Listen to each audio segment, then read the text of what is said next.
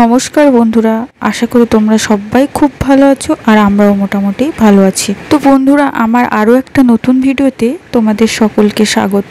আজকের আমি তোমাদের সাথে ছোট্ট করে শেয়ার করব বাচ্চাদের সকালের আর দুপুরের খাবার রেসিপি। বন্ধুরা, আমার বাচ্চার ব্রেকফাস্ট কিন্তু শুরু হয় ওই 9টা নাগাদ।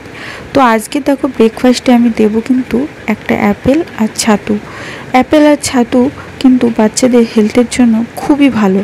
প্রথম কারণ হলো অ্যাপেল আর ছাতুর মধ্যে রয়েছে প্রচুর পরিমাণের ভিটামিনস, ফাইবার, আর আমাদের শরীরকে কিন্তু ছাতু আর অ্যাপেল দুটোই কিন্তু আমাদের শরীরকে খুব ঠান্ডা রাখে, সেজন্য এটা শিশুদের স্বাস্থ্যের জন্য খুবই উপকারী। তো বন্ধুরা, আমি প্রথমেই কিন্তু অ্যাপেলটাকে এভাবে গ্রেট করে আর 2 চামচ ছাতু মিশিয়ে এর মধ্যে একটু জল দিয়ে দেবো যাতে একটু হালকা হয়ে যায়। তো এভাবে আমি কিন্তু সকালের ব্রেকফাস্টে ওদের মাঝে মাঝে দিয়ে থাকি। তো বন্ধুরা, আমি কিন্তু ওদের ছাতু শুরু করেছি ওই 8 থেকে 9 মাস বয়স থেকে আমি কিন্তু ছাতুটা শুরু করেছি।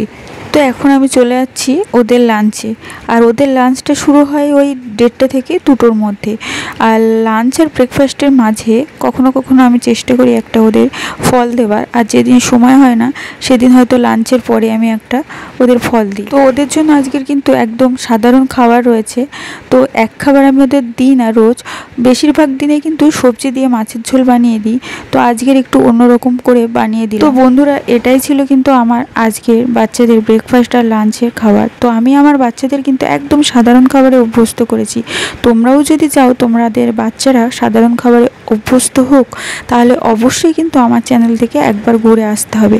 কারণ বাচ্চারা যদি খুব সাধারণ খাবার খায় তাহলে কিন্তু তাদের শরীর সুস্থ ও সবল থাকবে।